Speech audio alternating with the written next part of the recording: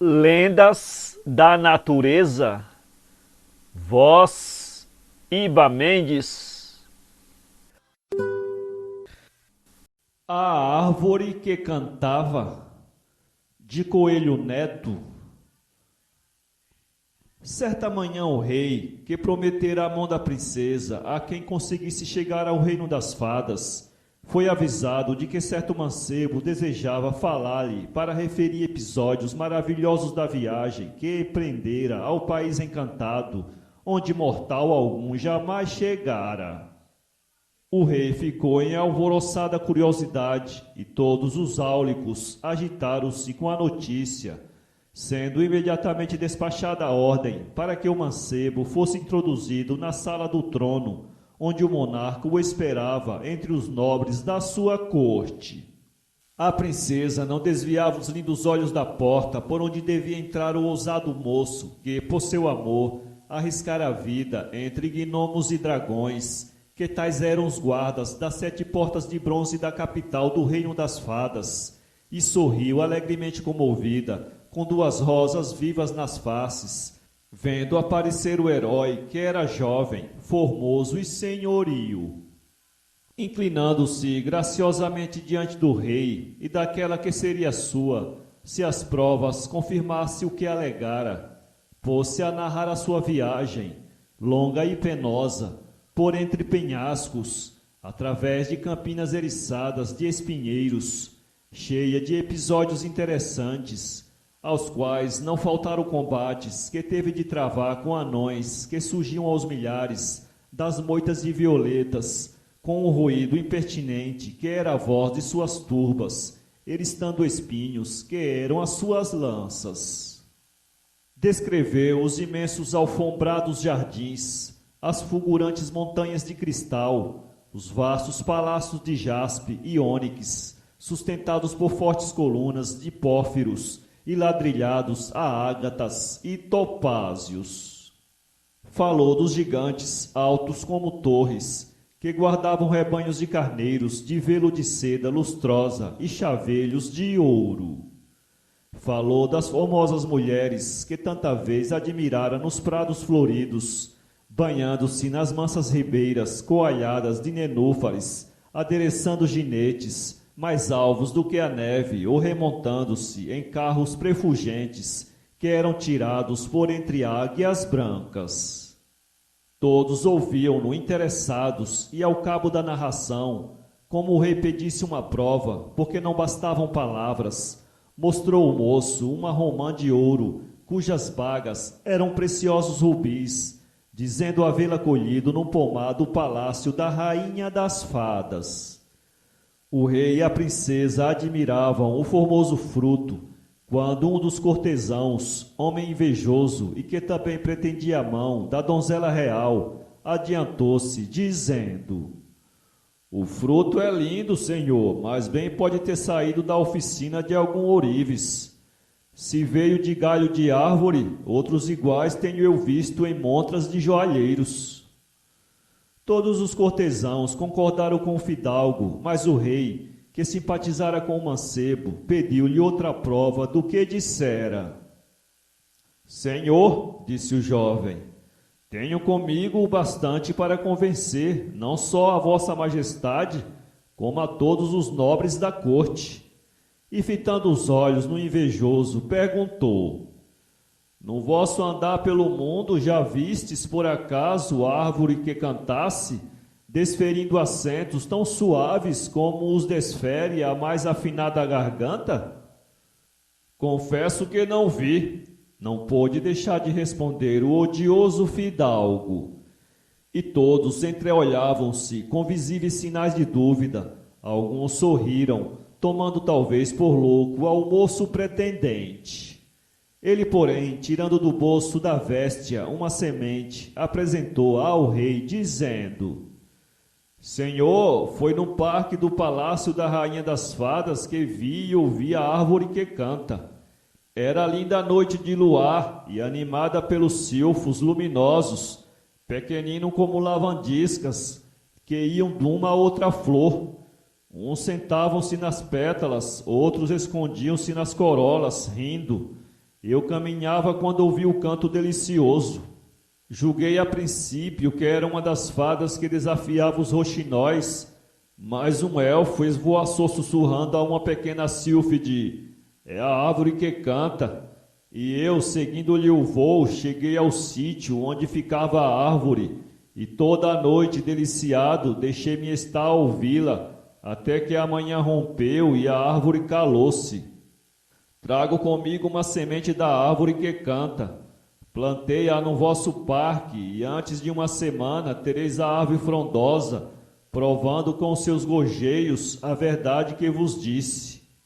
Aceitou o rei a proposta, mas o invejoso fidalgo, que só pensava em desfazer-se do rival, que tão depressa conquistara as graças da princesa, disse severamente: Senhor, é justo que se faça a experiência, mas para que se não diga que fostes vítima de um embusteiro, que se lhe deu um prazo improrrogável, ao fim do qual lhe caiba o prêmio, ou seja punido como merece ser todo aquele que mente ao seu rei. Dou-lhe 1 mês, disse o soberano. 2, delongou a princesa. Mas o mancebo replicou: basta-me 1 semana, nem mais um dia requeiro. Se ao fim do prazo, se não houver realizado o que eu disse, que o carrasco me venha buscar na prisão em que devo ficar.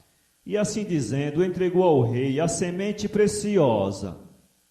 Planta-a tu mesmo, disse o monarca ao invejoso. Planta-a no parque, perto das janelas dos meus aposentos, para que eu seja o primeiro a ouvir-lhe o canto. E o mancebo, que se sujeitara à condição, desceu entre guardas para a prisão do palácio. De posse da semente maravilhosa, o cortesão perverso desceu ao parque com toda a corte, e enquanto o jardineiro abria uma cova, pôde sorrateiramente substituir a semente por um seixo, que foi logo coberto sem que os do grupo dessem pela troca, e, certo da vitória, voltou-se radiante, dizendo: dentro de 1 semana teremos uma árvore a cantar, se a não tivermos lá fora ao sol, balançando, um corpo no seu galho seco. Referia-se à forca que devia ser justiçado o seu formoso rival. Recolhendo ao seu palácio, desceu ao subterrâneo, e lá bem no fundo, cavando um fosso, deixou ficar a semente, cobrindo-a com terra e pedrouços, para que não vingasse. E, tranquilo, porque tinha por inevitável a morte do mancebo, subiu dizendo que fora à adega escolher um vinho precioso para oferecer ao rei no dia do seu próximo aniversário. Todas as manhãs, a princesa, muito interessada na vitória do mancebo e também curiosa de ouvir o canto da árvore, abria a janela e, nada ouvindo, descia ao parque e ia examinar o sítio em que fora plantada a semente. Nada. E a princesa chorava pesarosa, lamentando que tão guapo moço acabasse na forca por seu amor. Os cortesãos sorriam. O próprio rei, impaciente, não ocultava o seu despeito, louvando a sutileza do fidalgo que o ia vingar exemplarmente da mistificação do embusteiro. Que morra! Bradava enfurecido. E os dias passavam. Na véspera de findar o prazo, foram à prisão e acharam o moço dormindo tão tranquilamente que os próprios guardas tiveram pena de despertá-lo. Mas o fidalgo, para gozar sua crueldade, chamou: E, amigo, expira amanhã o prazo que pediste, e da árvore não há sinal na terra do parque. Andam operários na praça a levantar a forca em que, ao romper da alva, se fará justiça ao teu procedimento vil. Os olhos do mancebo relampejaram de ódio.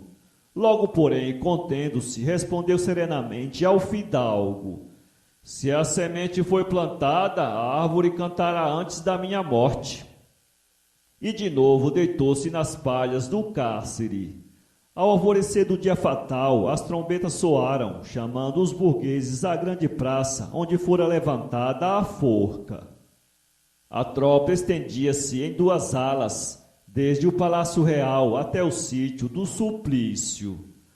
As janelas ficaram apinhadas de curiosos, e era tamanha a aglomeração nas ruas que iam ter à praça, que os soldados dificilmente mantinham as posições, sendo às vezes forçado a repelir a turba com violência para contê-la à distância, deixando livre a passagem por onde devia transitar o sinistro cortejo.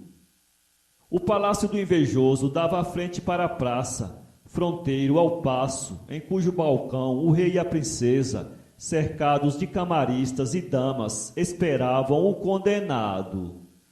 Ao clangor das tubas, o povo ondulou, apertando-se a mais e mais, e logo apareceu a carreata em que vinha um mancebo, de alva, manietado entre soldados que empunhavam lanças. Um esquadrão de cavalaria acompanhava o trágico veículo. Justamente quando chegava à forca, o mancebo estremeceu, e no silêncio comovido que se fizera, ouviram todos uma voz suavíssima cantando. O condenado sorriu e, erguendo os olhos para o balcão real, disse: Senhor, é a árvore que canta, escutai-a. E todos, extasiados, procuravam a direção do canto. O fidalgo, pouco antes alegre, triunfante, empalidecia à janela do seu palácio, e a voz, cada vez mais meiga, soava docemente. De repente, alguém disse na multidão, apontando o palácio do invejoso: É dali que vem o canto! E uma turba imensa avançou contra o palácio aos brados. Mas as portas, que eram de bronze, resistiram ao choque.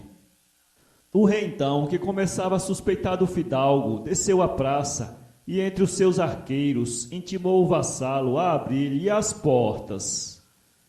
O miserável obedeceu, recebendo o monarca no vestíbulo, zumbrido, com o suor gelado a correr-lhe da fronte. E a voz, cada vez mais suave, encantava com a sua melodia. Quem canta no teu palácio? Perguntou o rei serenamente. Dize a verdade se não queres que os meus arqueiros leve-te daqui arrastado ao patíbulo que fizeste levantar na praça. Senhor, é a árvore que canta. Onde a plantaste? No subterrâneo do palácio. Leva-me, quero vê-la. Caminhando humilhado, o fidalgo desceu a adega tenebrosa e úmida, precedendo o rei e a sua comitiva, e lá estava a árvore frondosa, verde, florida e cantando. E que plantaste no parque real? Um seixo, senhor. E sem achar palavra para defender-se, o vilíssimo homem prostrou-se aos pés do rei, pedindo apenas a vida. O soberano desprezou e, subindo em passos ligeiros, atravessou a praça, ordenando que conduzisse à sua presença o moço condenado. A princesa exultava, e maior foi a sua alegria quando, ao aparecer o moço, o rei o levou ao balcão, apresentando-o ao povo como o prometido noivo de sua filha. Estrugiram exclamações, e não fosse a soldadesca, e o palácio do invejoso teria sido varejado pela multidão indignada. E a árvore cantava docemente, e o seu canto vencia o vozear da turba. Bem disse o moço, bem dissera o moço, se a semente for plantada, a árvore cantará antes da minha morte. A verdade é como a semente da árvore que cantava. Traiam-na com os sofismas, abafem-na, releguem-na da luz, que ela arrebentará fulgurante, dando a vitória à justiça e confundindo o traidor. A lenda da borracha, de A.R. Ronoelli. Algumas tribos amazônicas tinham por uso realizar uma curiosa cerimônia religiosa em homenagem à Mãe d'Água, a deusa das fontes. Um grupo de jovens disputava uma corrida, tendo à cabeça um cesto cheio d'água, que naturalmente já estava vazio antes do fim da competição. Aquele que chegava primeiro a determinado ponto fazia uma incisão no tronco de uma seringueira, a árvore da borracha, e com a seiva que corria abundante, revestia o interior do cesto. A seiva secava rapidamente, ficando o cesto impermeável. O vencedor então voltava à fonte, onde de novo enchia o cesto.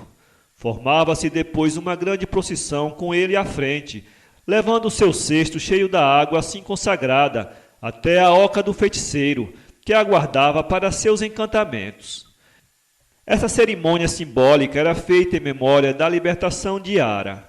Ara, o guerreiro invencível, roubara o fogo do céu, certa vez que um raio fizera arder o tronco de uma árvore, ensinando o seu uso aos homens.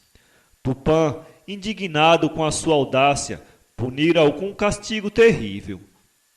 Na porta do paraíso havia um grande cântaro de ouro. Ara tinha de enchê-lo, tirando a água de uma fonte cristalina, servindo-se para isso de um cesto de fino tecido de taquara. Em um vai e vem contínuo, o infeliz enchia o cesto na frente e corria para o cântaro, mas quando chegava, a água se esvaíra toda. As poucas gotas que ele conseguia colocar no cântaro, o sol secava logo. A mãe d'água, que morava naquela fonte, via invisível o guerreiro no seu inútil trabalho. Uma manhã, chegando à fonte para encher o cesto, instrumento de seu suplício, Ara encontrou a deusa, que sob a forma de uma jovem belíssima, banhava-se nas águas límpidas. Vendo o guerreiro, a mãe d'água mergulhou e, quando voltou, trazia na mão uma concha com os bordos finamente dentados. Não posso consentir que um guerreiro tão famoso continue a sofrer esse castigo indigno, disse ela. Quero ajudar-te a cumprir a sentença com que Tupã te puniu. E a deusa, dando-lhe a concha que tinha na mão, mostrou umas árvores altas e esbeltas que se distinguiam das outras da floresta por seu tronco direito e liso, dizendo: toma esta concha e faz uma incisão no tronco daquelas árvores. Com ela apara o suco que correr da ferida, unta com esse líquido o interior do teu cesto. Continua depois a tua faina e verás o resultado do meu conselho. Ara tomou a concha e correu para a árvore. Do golpe com que a feriu, começou a correr um líquido viscoso, que ele aparava na concha e depois esfregava no cesto, como lhe ensinara a misteriosa virgem. O líquido secava depressa, formando uma tênue película. Quando terminou, Ara voltou para a fonte, onde encheu de novo o cesto. Oh, maravilha! Nenhuma gota d'água escapava. Foi assim que, com auxílio da Senhora das Fontes, a Mãe d'Água, Ara pôde libertar-se de seu terrível castigo. A lenda da Carnaúba. Em uma região fecunda e bonaçosa, conta uma lenda indígena, habitava uma tribo feliz e próspera, em tempos em que a memória não guardou. Um dia, uma seca terrível assolou o país lendário. Luas e luas os habitantes aguardaram as chuvas. Mas o flagelo persistiu. E a tribo, outrora feliz, viu seus filhos morrerem um após outro. Uma família apenas sobreviveu à catástrofe, um casal e um filho. E ante a ruína de seu povo, os três partiram em busca de outras terras. 6 dias e 6 noites viajaram os retirantes. No 7º dia, sob um sol causticante, avistaram na chapada uma palmeira perdida no deserto. Abrigaram-se à sua sombra para uns momentos de repouso. Vencidos pelo cansaço, os pais adormeceram, enquanto o jovem índio, desperto, implorou as graças de Tupã.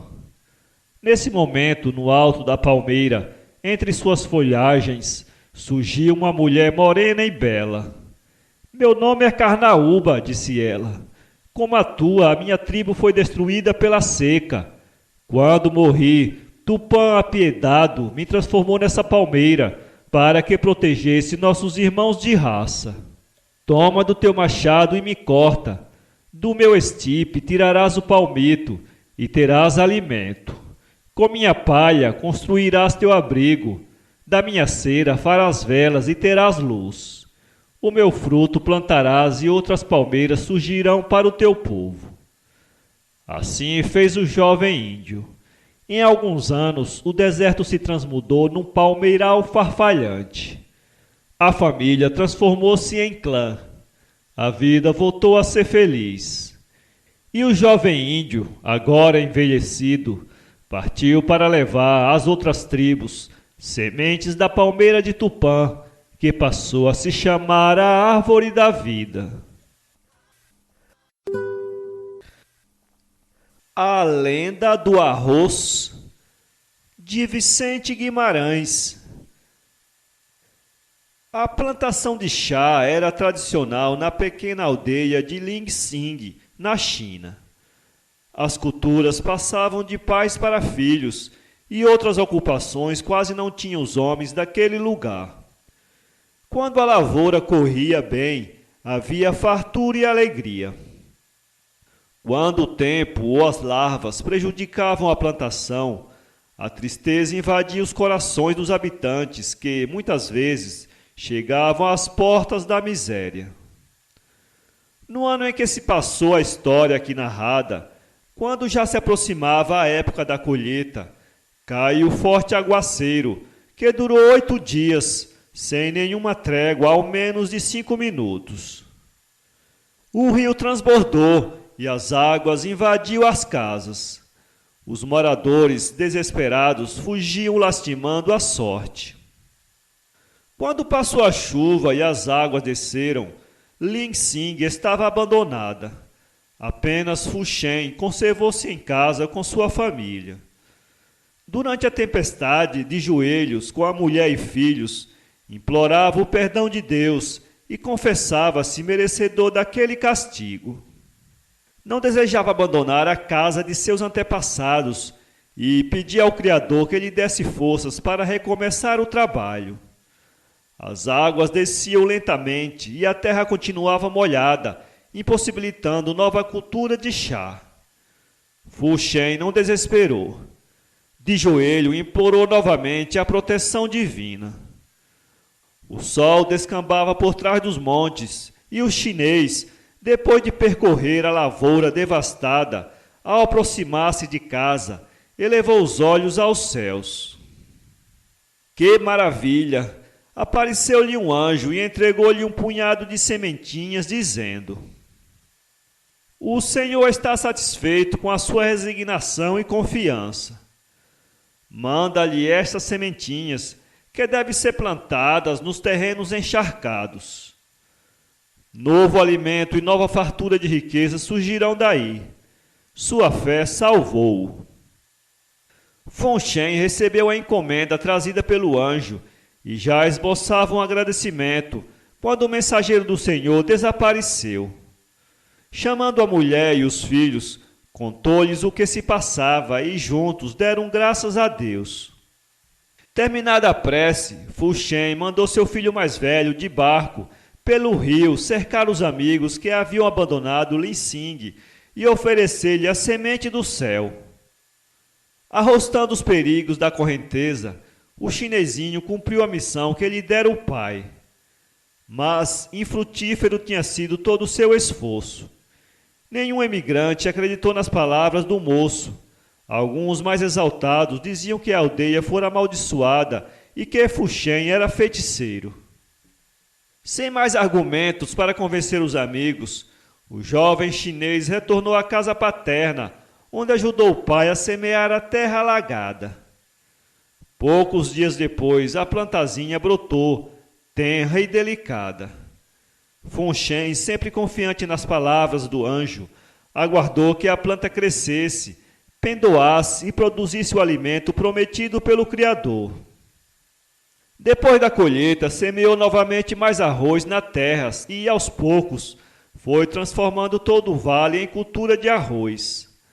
Mais tarde, depois de muito sofrerem em outras terras, voltaram algumas famílias a Lingsing, onde, com permissão do bondoso chinês Fuxen, puseram-se a cultivar também a semente celeste, cuja cultura espalhou-se por todo o país. Assim, dizem, apareceu o arroz na China e tornou-se o principal produto agrícola daquela nação. O guaraná, lenda brasileira. Conta uma lenda indígena que o guaraná, essa fruta saborosa, com a qual se faz deliciosa bebida, muito apreciada, nasceu do seguinte modo. Um casal de índios maués, de uma aldeia distante, sentia-se muito triste, pois, apesar de casados há muitos anos, ainda sonhavam com um filhinho que lhes alegrasse o lar. Eram ótimos caçadores e cultivavam a mandioca com que faziam farinha, o milho e o fumo. Como os demais índios, eles adoravam Tupã, Jaci e outras divindades. Certo dia, depois de muito lamentarem aquela vida, para eles vazia pela ausência de um filhinho, pediram a Tupã que lhes concedesse essa felicidade. O rei dos deuses, conhecendo a bondade dos dois, satisfez-lhes a vontade, dando-lhes um filho belo, muito sadio e bondoso. Os anos sucederam-se depressa, e o menino cresceu querido de todos da tribo, devido ao seu caráter e simpatia. Ele era tão bom e possuía qualidades tão admiráveis que despertou o ódio e a inveja de Jurapari, o deus do mal. Não achando facilidade em vingar-se do menino, Jurapari transformou-se numa serpente e esperou o momento de atacar. O menino, atraído por umas frutas saborosas, afastou-se da sua maloca para colhê-las. Aproveitando o momento, Jurapari atacou-o, mordendo-o. O menino caiu morto. Os índios, quando notaram a ausência do menino, foram procurá-lo. Encontraram-no sem vida debaixo da árvore. Toda a tribo, pesarosa, chorava junto ao corpo inanimado. Nesse momento, um trovão estremeceu a terra e um raio fulminante caiu junto do pequeno. Com voz trêmula, a mãe do morto falou: "É um aviso de Tupã. Ele está pesaroso e com pena de todos nós. Ele me disse que plantássemos os olhos de meu filho. Deles nascerá uma planta que dará frutos saborosos para a nossa felicidade." Obedecendo à velha Índia, os silvícolas plantaram os olhos do curumim e deles nasceu o guaraná. A lenda do Guanumbi, de Silveira Tomás. Naquele dia, o da celebração da festa da primavera, no reino dos plumados, o jardim do palácio do mestre Beija-Flor, Guanumbi, como lhe chamam os tupis, regurgitava de convivas. Todo mundo alado ali se achava presente. Dona Gaivota palestrava com o Irapuru. O Japim contava ao Mutum como fizera as pazes com o Tanguru-Pará. O Choupim, o Pardal e a Patativa tesouravam a vida do João do Barro, que nem sequer mudara o costumeiro uniforme caque. A Andorinha, com suas roupas domingueiras, anunciava ao Pica-Pau e ao Arapuçu a sua nova residência. O Tico-Tico, de topete bem preparado, pedia ao Japim, o brincalhão, que contasse a última anedota. O tropeiro tangia o seu gado imaginário e a araponga dava cada estalo. O tizil, aos saltinhos num galho, zombava do sabiá que estava doido por saber se havia laranja para a sobremesa. O urubu, a um canto triste e macambúzio, pois não tinha morrido ninguém, dava conselhos ao caboré, que, palpiteiro, queria fazer mágica de qualquer maneira.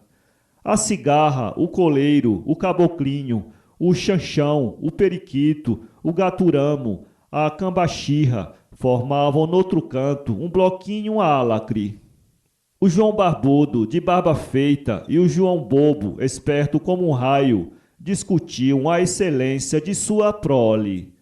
O Dorminhoco, de olhos bem abertos, e o Cara Suja, de cara limpa, se catucavam ao ver chegar desengonçada a família Socó, o Socoí, o Socozinho e o Socoboi.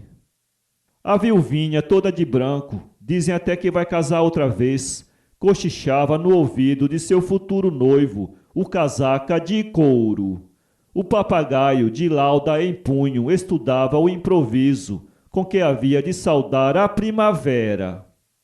As Marias, a preta, a mulata, a branca, a corda que é dia, a cavaleira, a mole, a faceira também, lá estavam em primeiro uniforme. O jacumim esturrava com a onça e a gralha crocitava com saudades do pinhão. O canário ensaiava novos trinados de amor e os tangarás dançavam a cirandinha ornitológica. A saracura, desóculos, contava as proezas de seus alunos. O galo da rocha ofuscava o ambiente com sua bela roupagem e a seriema explicava como havia caçado naquele dia várias cobras. O pavão do Pará, o tentem, o alegrinho, o barbudinho, o bico de lacre, o enganatico e outros cercavam o palanque principal, onde no alto o capitão de bigode e o juiz de paz rodeavam o cardeal, o conviva de maior cerimônia. Dona Beija-Flor era toda amabilidades com os presentes e o seu marido, ao lado do cardeal, fazia as honras da casa. A festa decorria num ambiente de melhor ordem e camaradagem, com que sempre era festejada a entrada da primavera. Ouviam-se assobios, trinados, gritos, roncos, e por toda parte havia muita música e muita alegria. As cepipes, então, existiam de todas as espécies. Flores para os donos da casa, frutos e sementes encontravam-se os mais vários e os mais diversos. Viam-se sobre as mesas maracujás, mangobas, ingás, pitangas, goiabas, laranjas, gualquicas, bacabas, cabeludas, grumichomas, abacates, abatis, abios, aracás, açaís, atas, pinhas, bacuris, bananas, beribás, pacovas, carás, castanhas, genipapos, guaranás, jutaís, que completavam as iguarias, sem contar os içás e as favas de jatis. Indescritível era a policromia ambiental, onde não faltava nenhuma matiz imaginável. Com o reboliço da festa, entretanto, ninguém deu por falta dos guanubizinhos. Por onde andariam eles? Não se sabia, e só mais tarde é que se soube. Os malandrinhos, muito gulosos, aproveitando a confusão extrema, andavam lá por dentro, devorando toda a sobremesa. Pilhados em tempo com a boca na botija, por mamãe Beija-Flor, foram intimados a irem buscar imediatamente mel e néctar para substituir a sobremesa devorada. E é por isso que eles vivem até hoje de flor em flor, de corola em corola, sempre apressados na sua interminável carreira. Coitadinhos! A lenda do cogumelo, conto popular tchecoslovaco. Naquele tempo, Jesus, acompanhado por Pedro, percorria o vasto mundo. Entraram um dia numa cidadezinha para almoçar. Ao passarem defronte de uma casa pobrezinha, ouviram música lá dentro. Pedro foi indagar e soube que se estava realizando o casamento da filha dos donos daquela choupana. Vamos entrar, mestre, disse Pedro, aonde nos dá de comer. No almoço de casamento sempre há comida de sobra. Jesus, não querendo contrariar Pedro, concordou. Entremos, disse ele, vamos felicitar os noivos e oferecer-lhes um presente. Mas eu te recomendo, Pedro, que sejas muito discreto e que não aceites senão pão e sal. Hão de oferecer outras coisas, hão de insistir, mas recusa tudo mais, porque essa gente é muito pobre. Está bem, mestre, respondeu Pedro, desapontado. Cumprimentaram os noivos e sentaram-se entre os convidados. Pedro, que estava com fome, devorava com os olhos os acepipes colocados em cima da mesa. Jesus não aceitou senão pão e sal. Pedro conteve o seu apetite, que crescia cada vez mais à vista do delicioso cheiro das iguarias. Mas, recusando tudo, não quis senão pão e sal. Terminada a refeição, enquanto Jesus conversava com os noivos, os donos da casa disseram a Pedro: Não faças como o teu companheiro, toma estes bolos, leva-os, nem é preciso que ele saiba disso. Pedro, que já não aguentava mais de vontade de os comer, pegou nos bolos e, receando que Jesus os visse, meteu-os no bolso. Os donos da casa ofereceram outros, e Pedro encheu os bolsos o mais que pôde. Jesus, tendo oferecido um presente aos recém-casados, despediu-se, agradeceu e foi-se embora com Pedro. Conversaram durante parte do trajeto, e Pedro não pôde comer os doces. Quando saíram da cidadezinha, entraram numa mata. Então, como era seu costume fazer nos lugares calmos e ermos, Jesus concentrou-se e, enquanto andava, pôs-se a orar e a meditar. Pedro andava um pouco afastado. Devagarzinho, meteu a mão no bolso, tirou um pedaço de bolo e pôs na boca. Mas Jesus, voltando-se, disse: Que estás comendo, Pedro? Pedro, tapando a boca com a mão, deitou fora o bolo que estava tigando e respondeu: Nada, mestre. Daí a pouco, mais devagar ainda, Pedro enfiou na boca um pedacinho do bolo. Mas logo Jesus perguntou: Que estás comendo, Pedro? Pedro, deitando o doce fora, disse: Nada, mestre. Então Pedro diminuiu os passos para ficar mais distante ainda de Jesus e, mais devagar ainda, meteu outro pedaço na boca. O que estás comendo, Pedro? E, sem provar sequer, Pedro deitou-o fora depressa. Nada, mestre. Ainda uma vez e mais outras, Pedro tentou em vão comer, até que ficou com os bolsos vazios, não restando mais migalhas das delícias que trouxera. E ele mal lhes tinha tido o gosto. À saída da mata, deram num platô. Jesus sentou e disse a Pedro: Volta, Pedro, pelo mesmo caminho que nós percorremos, e apanha todos os nadas que jogaste ao longo da estrada. Pedro voltou sem responder e sem olhar para Jesus, porque compreendeu que o mestre sabia tudo. Chegou tempos depois com as mãos cheias e disse a Jesus: Mestre, nos lugares em que deitei o bolo mastigado, encontrei isso, agarrado à terra como uma plantinha. É realmente uma plantinha, Pedro, que nasceu no lugar do bolo que tu aceitastes dos pobres, respondeu Jesus.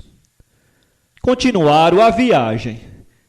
Encontraram uma cabana, entraram e Jesus pediu à mulherzinha, dona da casa, que lhes cozinhasse para o jantar aquelas plantinhas. Como assim? Explicou a mulher. Eu nunca vi isso. Nem sei eu como deveria preparar. Jesus ensinou-lhe que as plantas deviam ser mergulhadas no vinagre e depois cozidas com azeite. Essa comida foi o primeiro prato de cogumelos que tinham sido criados do presente do pobre. Seriam o bem do pobre e cresceriam da noite para o dia. E assim como Pedro nunca chegara a satisfazer a sua fome, os cogumelos não seriam nutritivos. A lenda do bambu. Contam os chineses que, nos primeiros tempos do mundo, Deus desceu uma vez à terra a fim de ouvir as súplicas e as aspirações dos povos. Quando chegou à China, os habitantes desse país pediram-lhe que lhes desse uma árvore própria para todos os usos. Então Deus fez nascer uma espécie de cana. Ninguém agradeceu o divino presente, cuidando fosse uma brincadeira. Para que eles poderiam servir, pensavam, aqueles caniços miseráveis? Pouco depois, eles cresceram rapidamente e se tornaram canas gigantescas. Sua altura foi além de 50 pés. E diante daquele milagre, os chineses assombrados apelidaram-na planta nacional de origem divina. Lenda da Pérola, de Juliano Lima. Era uma vez uma rosa muito linda, toda vermelha e muito perfumosa. A aurora, despertando, viu-a inebriada, beijou-lhe as pétalas feiticeiras, deixando com seu ósculo matutino uma brilhante gota de orvalho. Passou por ali uma pomba que, admirada, não se conteve e acabou por esgalhá-la, levando-a no bico pelo imenso espaço azul. Voava então pelos ares um falcão colérico, cujo olhar felino devorava a amplidão. A pomba, doida de medo, colheu as asas e foi pousar na ramagem de uma árvore.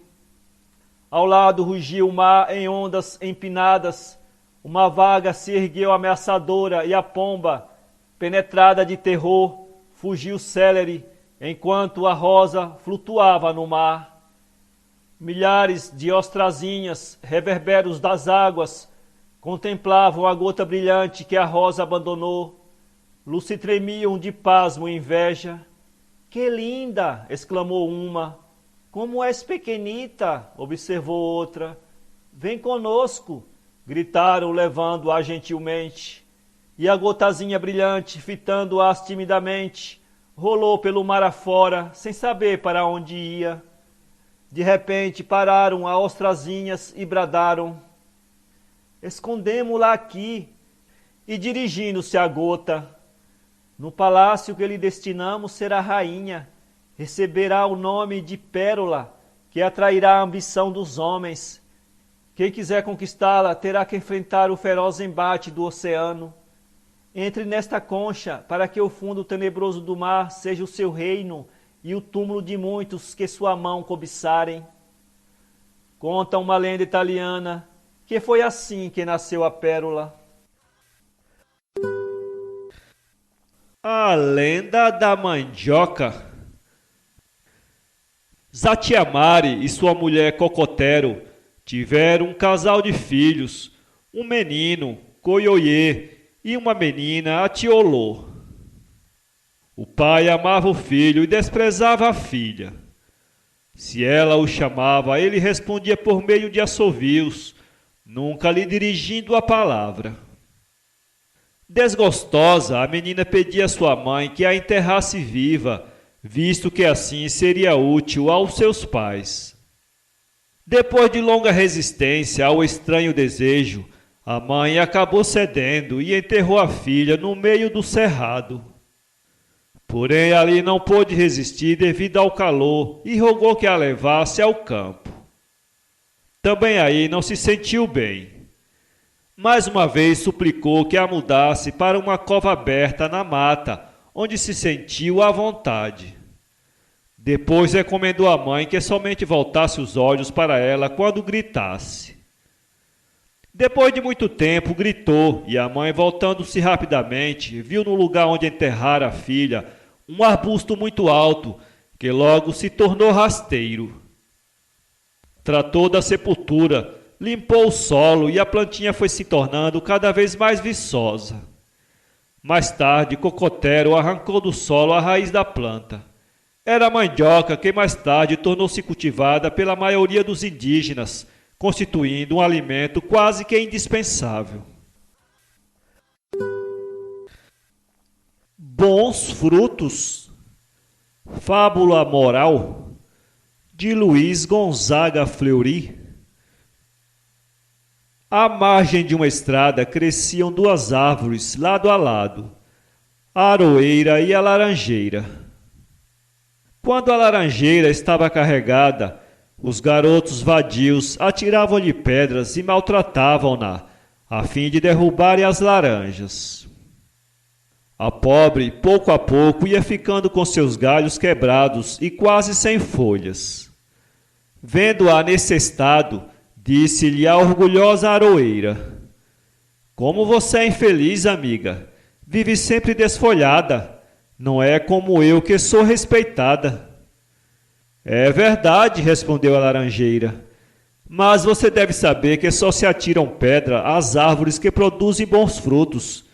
Eu prefiro ser apedrejada a dar bons frutos, a ser desprezada dando maus frutos.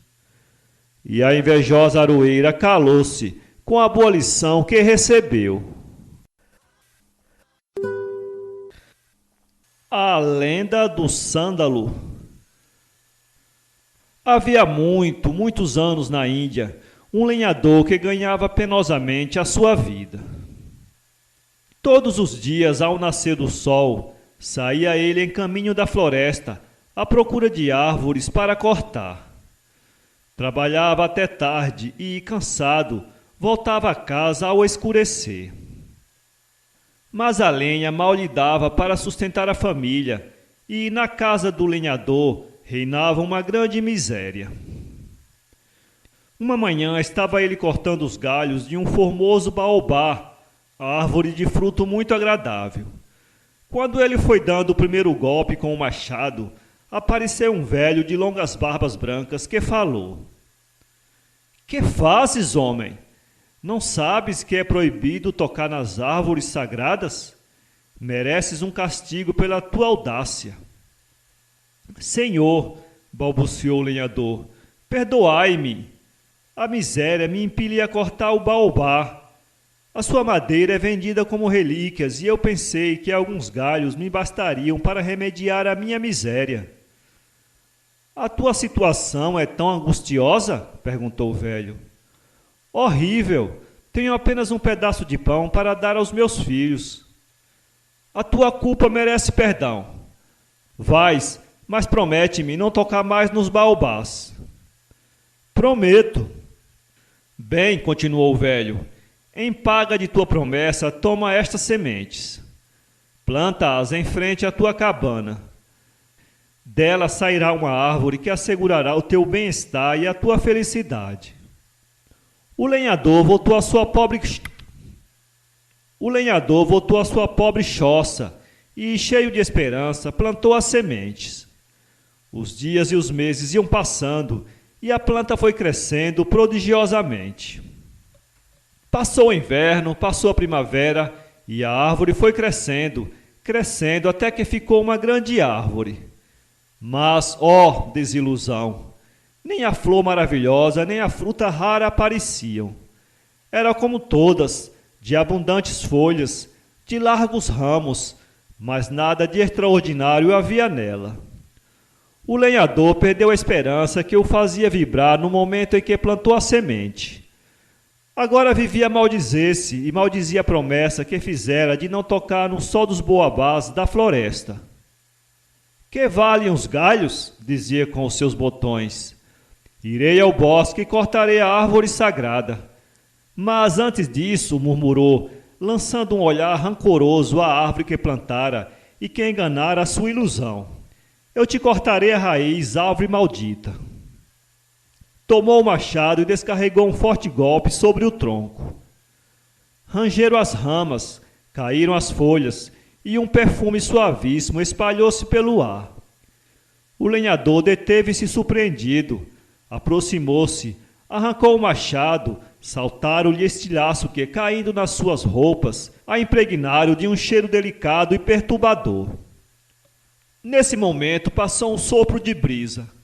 O lenhador ouviu distintamente a árvore dizer: "Em mim está a tua riqueza. Eu sou o sândalo, que perfuma a mão de quem me fere."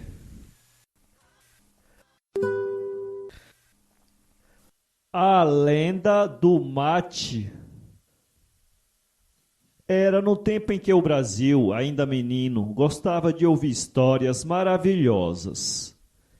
E nesse tempo de inocência e de perigo, andavam felizes e descuidadas pelas selvas duas lindas moças, Iaci e Araí.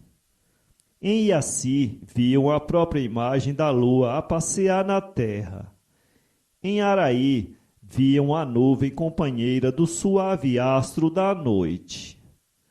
Ora, certa vez, quando brincavam alegremente na floresta, Iaci e Araí sentiram o coração palpitar de medo no silêncio da mata. é que surgira diante delas um enorme bravio iguaratê. Rondara as duas moças incautas e preparava o golpe. O fulgor da velocidade acordada já brilhava nos olhos da onça. Encolhera-se, firmara-se nas pernas traseiras e estava prestes a lançar-se fulminante sobre as jovens. Nesse momento, porém, de trás de uma árvore apareceu um velho índio que enfrenta o animal com o arco reteso e a flecha em riste. A fera volta sua ira contra o índio. Este, sem perda de tempo, desfecha-lhe o golpe. O iguaratê rola pela selva entre urros de dor. Mas a fera ainda pôde levantar-se numa reação tão inesperada que o velho nem teve tempo de armar de novo o arco. Travou-se então uma luta corpo a corpo. Agilíssimo, apesar da idade avançada, o caboclo, de faca em punho, conseguiu acertar novo e decisivo golpe em pleno coração do inimigo. A fera estribuchou na agonia. O perigo passara. Mas quando o índio quis ver as moças por quem se batera, já tinham desaparecido no mistério da mata. E, fadigado pelo combate acima das suas forças, num esgotamento profundo das últimas energias, estirou o corpo sobre um tapete de folhas caídas e adormeceu. Mal cerrou os olhos, o sonho lhe trouxe de novo as belas criaturas. Chegaram junto dele, risonhas, agradecidas, e fizeram brotar da terra uma árvore diferente das outras. E lhe ensinaram a usar as folhas da árvore encantada, para que tivesse sempre renovada as suas forças e restituída a juventude. Era a árvore do mate. E, no sentido simbólico dessa lenda, a sabedoria poética dos antigos habitantes do país definiu a certeza de que, no uso de suas folhas, o homem pode encontrar a saúde, a reparação de energias gastas, a robustez alegre dos moços. A lenda do Chorão, de Caio Graco Kruger. Existia nos campos de Jerusalém uma árvore que era alvo da admiração e do culto daquele povo. Alta e esbelta, os seus galhos muito eretos eram guarnecidos de verde e abundante folhagem. De tempos em tempos a sua ramagem ficava mais densa e a sua cor revestia-se de um verde muito claro. Passados dias ficava toda carregada de florezinhas brancas e aromáticas. Então o povo reunia-se ali e em torno dela organizavam-se alegres festejos. Divertiam-se todos o dia inteiro e à tarde, ao retirarem-se, para terminar a festa, as crianças de mãos dadas faziam círculo em redor dela e os rapazes mais fortes ali presentes sacudiam o tronco da árvore. Aquelas brancas florezinhas caíam como uma chuva de prata sobre aquele grupo infantil. Diziam eles que as crianças, depois daquela cerimônia, cresciam sempre alegres e cheias de sorte. Quando Jesus foi a Jerusalém, passando por aqueles campos, viu a árvore tão frondosa. Como fazia um sol muito ardente, Jesus, sentindo-se fadigado, deitou-se com seus discípulos à sombra dela para repousar. Era no tempo em que ela florescia. Jesus adormeceu. Quando acordou, ficou muito admirado ao se ver coberto de mimosas e brancas pétalas. Olhou para cima e viu a árvore toda despida das suas graciosas flores. Parecia mais esbelta ainda, a sua copa ereta e garbosa ondulava mansamente, inclinando-se de vez em quando como numa carinhosa saudação. Os discípulos de Jesus, acordando também, levantaram-se e, rindo, sacudiam aquele manto aromático que os tinha coberto. Jesus nada disse, mas ao partir, acariciou com a mão o tronco da árvore e envolvendo-a com seu olhar meigo e doce numa muda gratidão. Mais tarde, quando Jesus foi condenado à morte, passou por aquele mesmo lugar, vergado ao peso da cruz. Os escribas, vendo a árvore, subiram por ela, cortaram diversos galhos, fizeram delas umas varas em forma de chibatas e começaram a bater desapiedadamente em Jesus, até aqueles galhos ficarem em pedaços.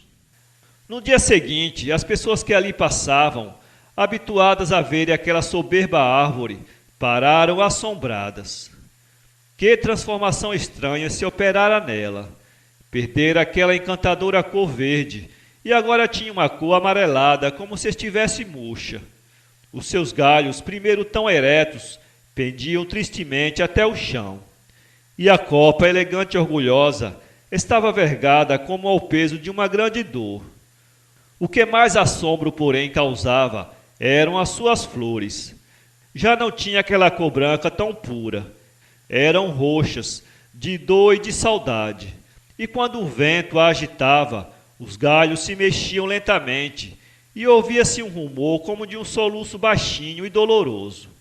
E daí lhe ficou para sempre o nome de Chorão. Lenda do Cacau, de Vicente Guimarães. Contava um velho asteca, conhecedor dos fatos mais importantes do passado de sua gente, que, antes de construírem dentro do lago Texcusco a cidade de Tenochtitlan, capital do Império Azteca, vivia à margem daquele lago, afastado da povoação, inteiramente só, um jovem índio que cultivava flores e era perito no preparo de alimentos saborosos. Chamava-se Quetzalcoatl. O chefe da tribo gostava de passar pela oca do jardineiro e ali fazer refeições. Aos poucos, sua fama de cozinheiro foi se espalhando e os índios desciam até a margem da lagoa em busca dos acepipes preparados por Quetzalcoatl. Seu trabalho aumentava dia a dia, não só pela quantidade de alimentos que devia preparar, como também pela variedade dos quitutes obrigado a inventar para manter a fama de seu nome e atender às exigências dos fregueses e, principalmente, do chefe do bando, desejoso sempre de novos e diferentes manjares. Sua residência, antes tão tranquila, era agora muito frequentada. Só à noite gozava o jovem índio de sossego. Não lhe sobrando tempo em outras horas e não querendo deixar sofrer as suas amigas,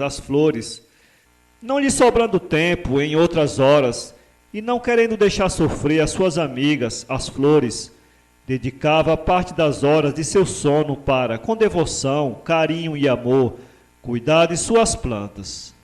Nas noites de luar, enquanto todos dormiam, ficava ele regando o jardim ou revolvendo a terra ou aparando as folhas secas. Tanto gostava das flores que não considerava aquilo um sacrifício.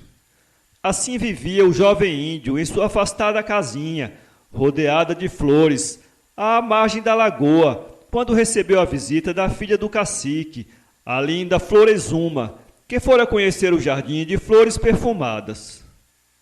Quetzalcoatl apaixonou-se pela bela jovem e ela também gostou muito dele.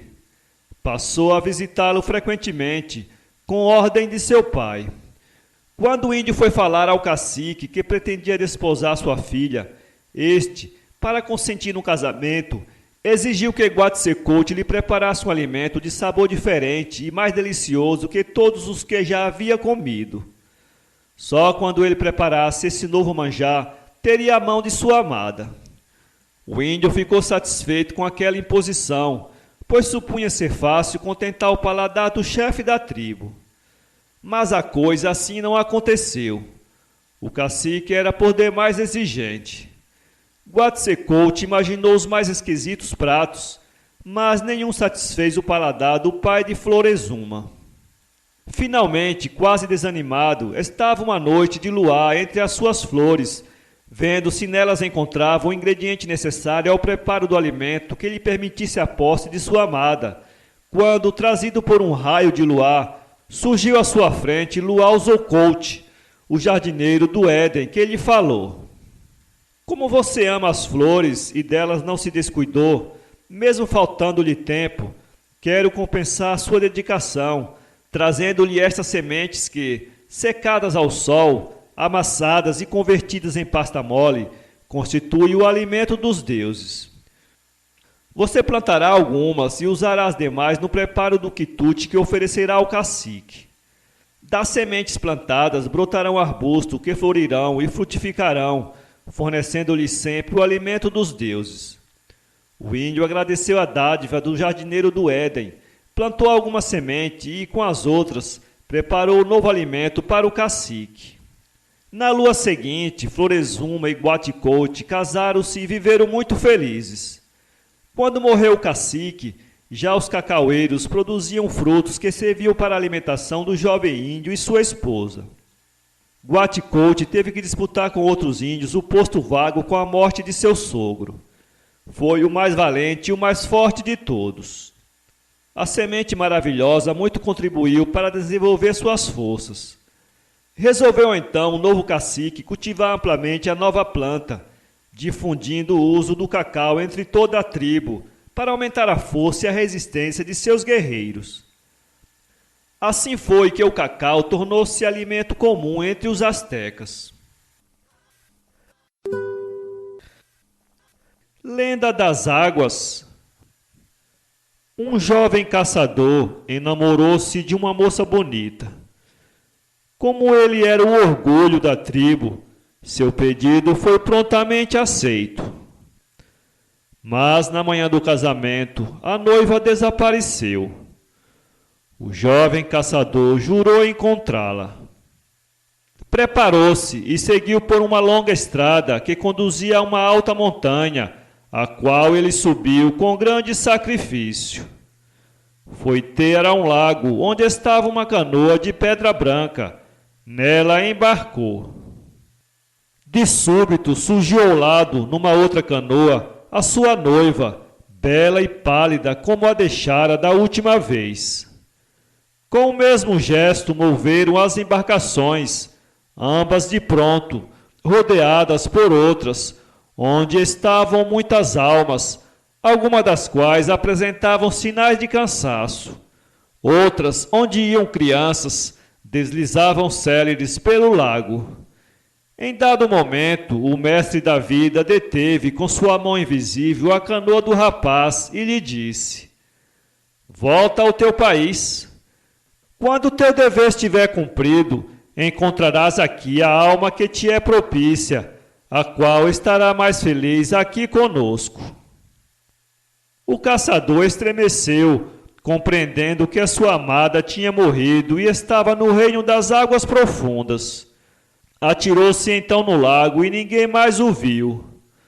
Desde então, as vagas do lago maravilhoso choram o gesto trágico do caçador, que preferiu não cumprir sua missão na terra, passando assim a nunca mais encontrar a noiva adorada. Os 3 grãos de milho de Coelho Neto.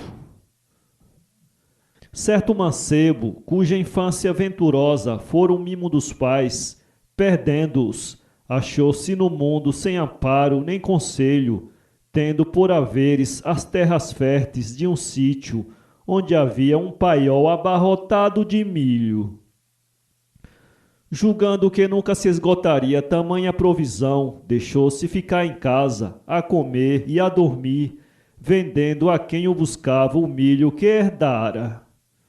As terras abandonadas foram perdendo o viço, e o mato crescendo vigoroso em pouco sufocou as sementeiras. Uma manhã, ainda nos dias fartos, estava o soberbo e preguiçoso herdeiro a balançar-se na rede, quando um pobre homem passou pedindo esmola. Era um desgraçado que habitava a vizinhança, tendo apenas uma choça e alguns palmos de terra. O herdeiro, ouvindo a voz do pobre, longe de compadecer-se, sorriu e, por esmola, atirou-lhe com desprezo 3 grãos de milho. Foi-se o pobre sem dizer palavra, e o preguiçoso ficou-se a rir, balançando-se na rede. Correram tempos.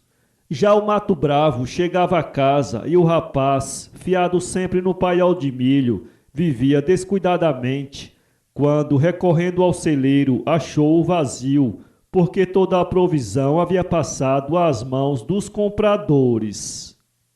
Só então, compreendendo a sua miséria e sem ânimo de atirar-se ao trabalho, desconsolado, pôs-se a se lamentar e chorava, quando viu chegar em formoso cavalo um homem forte e bem posto que, ao dar com ele em tão miserável condição, deteve o animal e perguntou: Que tendes, porque assim vos lamentais? Morro à míngua, soluçou o infeliz. Tinha um sítio fértil e as ervas más tomaram-no. Tinha um paiol abarrotado de milho e esgotou-se. Nada mais possuo. A culpa é vossa, disse o cavaleiro. Julgando que nunca acabaria a herança que tivesses de vossos pais, abandonasses a terra que dantes não negava frutos. Se vos não sentis com ânimo para cuidar do sítio, vendei-mo. A mim dará um bom prêmio as terras que dizeis estéreis, e como pegam com o meu sítio, faz-me conta comprá-las para dilatar minha lavoura. Entremos em ajuste. E combinaram. Justamente no dia em que o rapaz recebia do homem o preço estipulado, perguntou-lhe o comprador: Sabeis com que dinheiro vos pago? Com o que me deram os 3 grãos de milho que desprezivelmente me atiraste. Levei-os comigo e, como não tinha ferramentas, com as próprias mãos fiz uma cova na terra e a terra devolveu-me um depósito, muitas vezes dobrado. Tratando os grãos que vieram, consegui um canteiro. Deu-me um canteiro uma roça, deu-me a roça um campo, e fui sempre trocando os lucros por benefícios. Primeiro em sementes, depois em gado, depois em máquinas, e hoje com eles adquiro as terras de onde saiu o capital modesto com o que comecei a granjear fortuna. Vede agora o que fiz com 3 grãos de milho e perseverança no trabalho, e comparai com o que acontece, não obstante haverdes possuído terras vastas e um grande paiol testado de cereal. Não soubestes aproveitar os bens que herdastes e, mais uma vez, com a vossa desgraça, fica confirmado que a fortuna, seja embora incontável, cede à miséria quando é mal dirigida. O ouro foge por entre os dedos como a água, e a terra é um cofre seguro e maravilhoso, e restitui centuplicado o benefício que lhe faz. Sem mais dizer, e disser o bastante, o lavrador deu as rédeas ao cavalo e foi-se.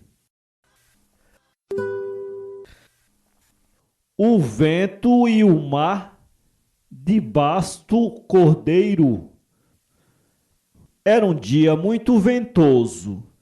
O senhor vento andava solto, arrancando as folhas e rasgando tudo o que encontrava em seu caminho.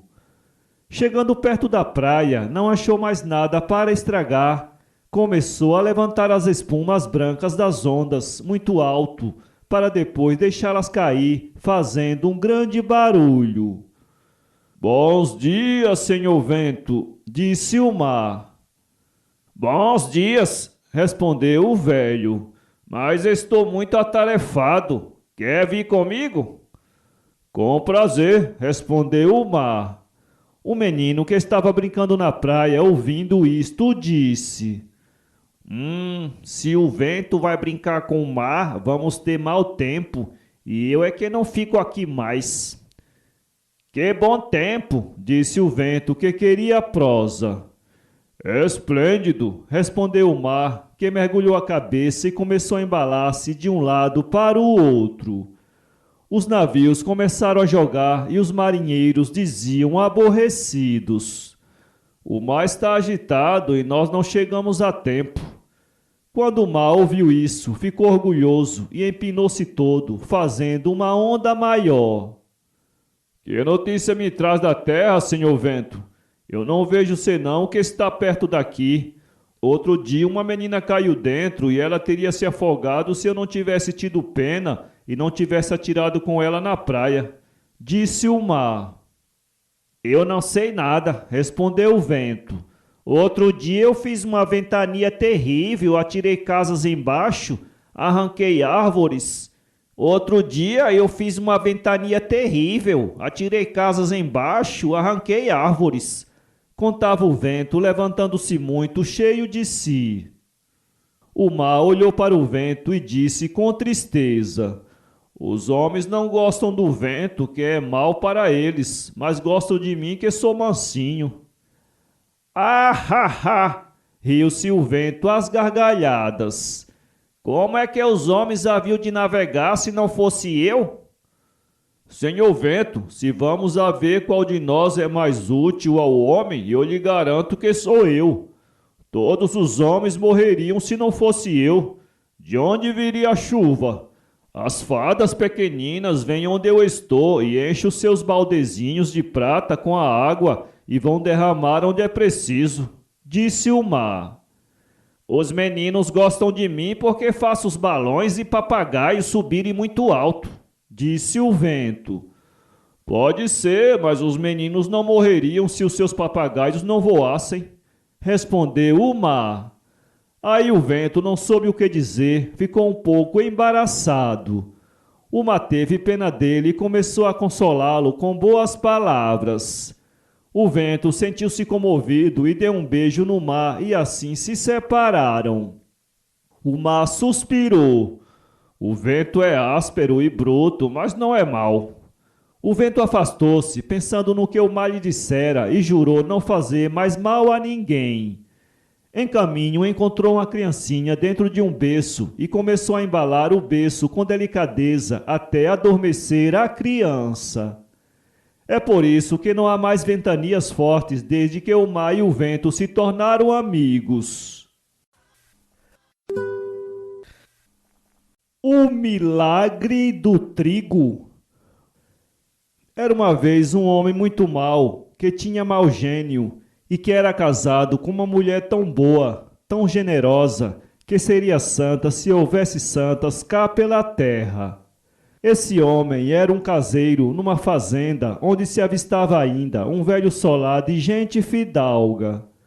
Ora, um dia sucedeu que o trigo, alcançado nas últimas colheitas, depois de aloirado pelo sol das eiras, foi parar ao celeiro, cuja porta o caseiro sempre tinha fechado à chave, com medo de que o roubassem.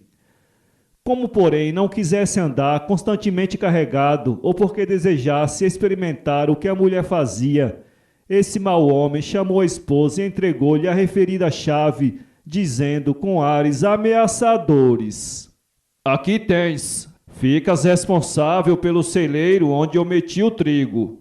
Sei que tens a mania de dar esmolas a quantos maltrapilhos te aparecem por aí, e admirado estou eu de que ainda não lhes tivesse dado a própria camisa que trazes em cima do corpo. Pois bem, confio-te esse trigo, mas ai de ti, se tu alguém lhe tocar com um dedo que seja, ficas prevenida, depois não te queixes. Ficou a mulher com a chave, mas passadas que foram 2 ou 3 semanas, não foi com grande espanto que a caseira viu o trigo já no fim, pois demais sabia ela que eu tinha dado aos pobres, aos desgraçados, com famílias que lhe pediam uma esmola para dar de comer aos seus. Nesta altura o caseiro que tudo vira, porque andara a espreitar a esposa, e que se calara para tirar maior vingança, quando tivesse perdido todo o trigo, pediu a chave do celeiro. A caseira entregou-lhe logo, tremendo de susto como varas verdes, e o marido abriu a porta, esboçando, entretanto, um sorriso feroz. Porém, mal a porta se abriu, quedaram os dois, sem dizer palavra, e de olhos esbugalhados, cheios de espanto e como que não acreditando no que viam. É que no mesmo local em que ele despejara o trigo, que dera a guardar e que sabia ter sido doado pela mulher aos pobres da vizinhança, estava agora a mesma quantidade de trigo loiro, que ninguém lá tinha posto, nem o caseiro, nem a esposa. E foi assim, compreendendo que se tratava do milagre, que o caseiro começou desde então a reconhecer as virtudes de sua companheira, sendo depois o primeiro a socorrer todos quantos buscavam o seu auxílio. Por isso é que o povo, na sua linguagem proverbial e pitoresca, costuma dizer que se deve fazer bem sem olhar a quem, e que quem dar aos pobres empresta a Deus. Para ler esse livro, acesse www.poeteiro.com